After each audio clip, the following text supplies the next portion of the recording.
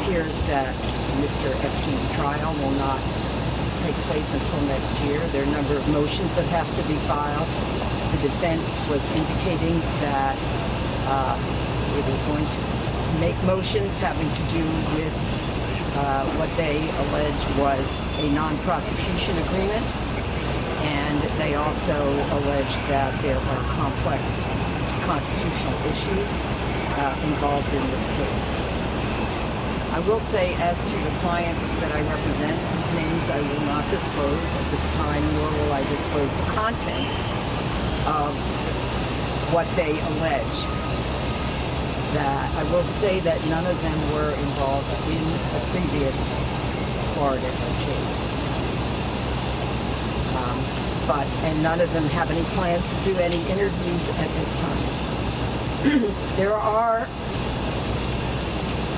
a number of victims or alleged victims who have not come forward because they are in fear.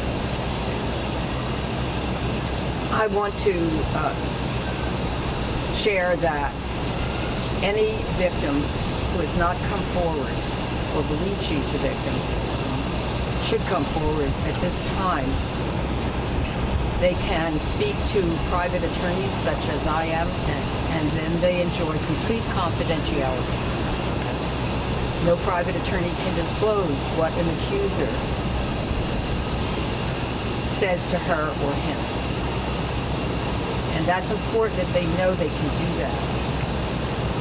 They may or may not go to law enforcement, but they should know what their rights are and responsibilities, what the benefits and risks are of coming forward either civilly or in a criminal case. And I suggest that there's still time for any accusers to come forward and speak to a private attorney.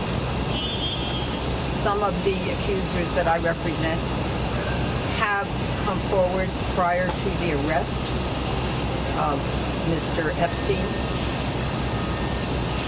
Some have come forward since the arrest of Mr. Epstein. It is not too late to help in the process of seeking justice. At certain points, it may be too late. It's not too late right now. And so I do urge any accusers to come forward and speak with me or to another private attorney. Gloria, how many of you representing? How many of you representing? I'll just say plural at this time. And they're still coming forward?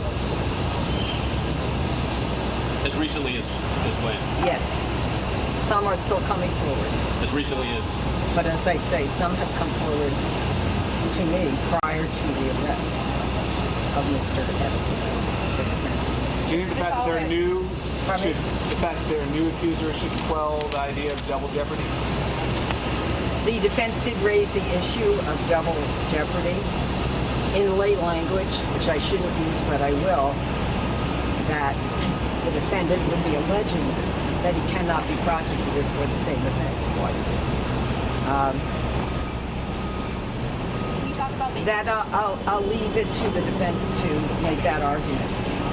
Can you tell us about screen for the allegations made about the women? I'm sorry, I can't hear you. Do you think that's a smoke screen for the allegations made against the women and what has happened? The double jeopardy issue, is that a smoke screen? I think that the defense will make its argument on double jeopardy, and my sense is that it's likely that the prosecution will argue against it, and then we'll see what the court decides. I don't think it's fair to characterize it as a smokescreen or in any other way. It's an argument that they will make. I'm sure they'll make every argument that is possible, and that that it's not frivolous. But you think they want to try to deflect from the allegations? Okay, it's the defense's job to make that argument. Are you saying, excuse me, are you saying... I'm not going to make the argument that a prosecution might make, but it's an argument the defense will make, and we'll see whether or not they are successful in that argument. Have you made your clients? Pardon me? Your clients filed civil cases?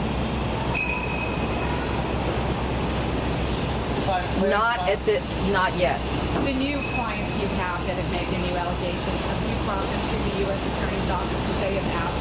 The question is, have I brought the accusers that I represent to the United States Attorney's Office?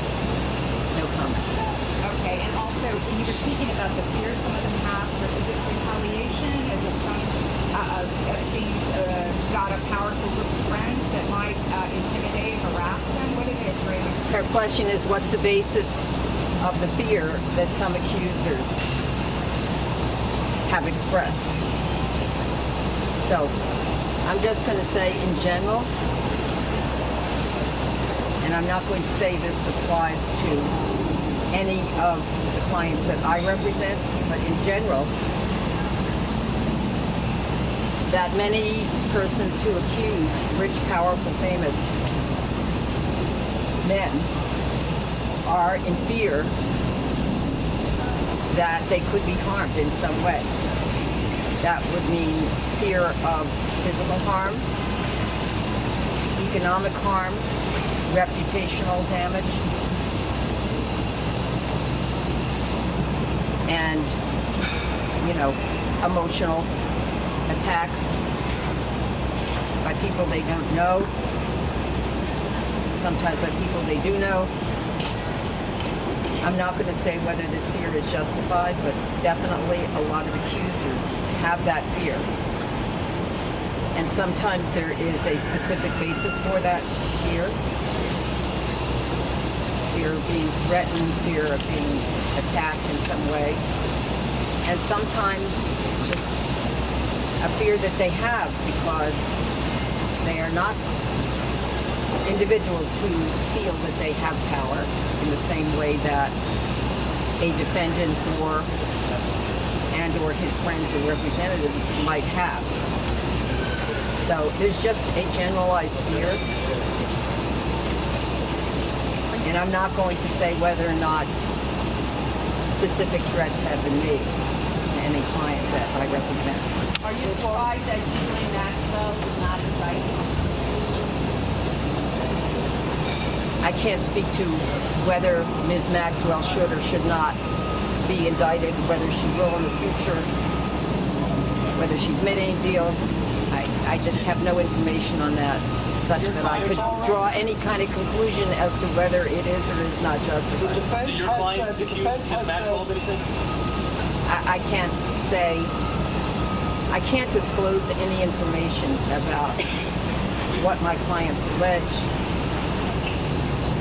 either about the defendant or about any other potential witness or person who might have been or will be investigated in this matter. Ma'am, for your client's time frame, the defense continues to say there's been no incident since his sentence in Florida. Are you aware of any complainants or alleged victims who stepped forward alleging misconduct in that East Side house or in Florida after the Florida sentence in 2012, 2015, anything like that? I'm sorry, but I cannot disclose the time frame of any incident that is alleged by my clients. We're protecting that information at this time, but I take their allegations very seriously, and we'll see what happens. See who else takes them seriously. Would you prefer the trial start sooner or later, June or October? Do you care? I think that both sides should have an opportunity to be fully prepared to try this case. And although, of course, a defendant has a constitutional right to a speedy trial, obviously the defense this morning felt that it needed more time to prepare this case. Indicating that, there is quite a bit of electronic material that has been taken by the government, now in possession of the government, and they need an opportunity to go through all that, to obtain that, and to assess that. So It is really the defense this morning which indicated that it needed more time. And so, as the court said, the court defers to the defense if it needs more time to prepare its case. Mr. Epstein is in custody. He was in the court this morning. And so he will get more time if that's what his attorneys need. You're not concerned about the attorney dragging this out. Sorry, who?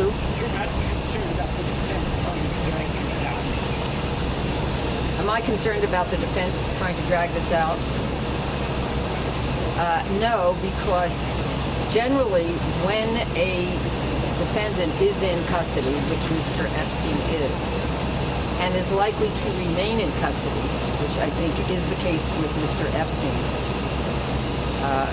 generally the defense wants to have a trial as soon as possible with the hope that after the trial their client will be acquitted and can be free, which obviously Mr. Epstein would like to be free.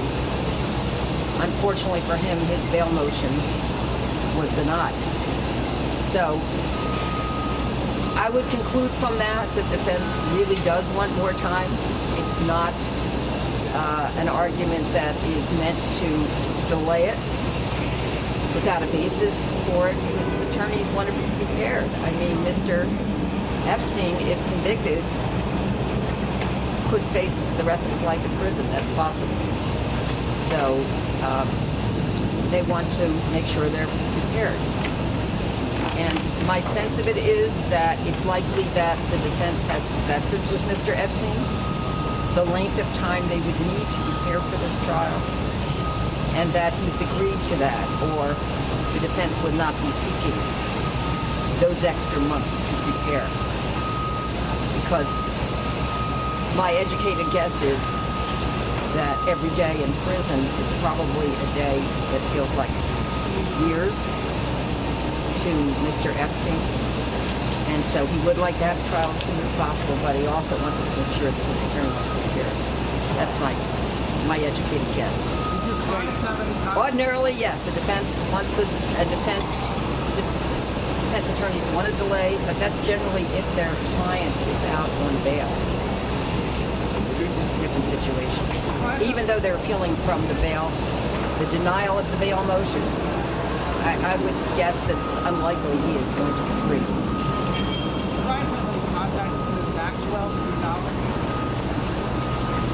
I'm sorry, but I can't disclose any names that my clients have provided to me or any content of any communications. So I can't affirm or deny if they have had any contact with Ms. Maxwell. Have you reviewed the draft complaint that Jeffrey Epstein was served with in prison?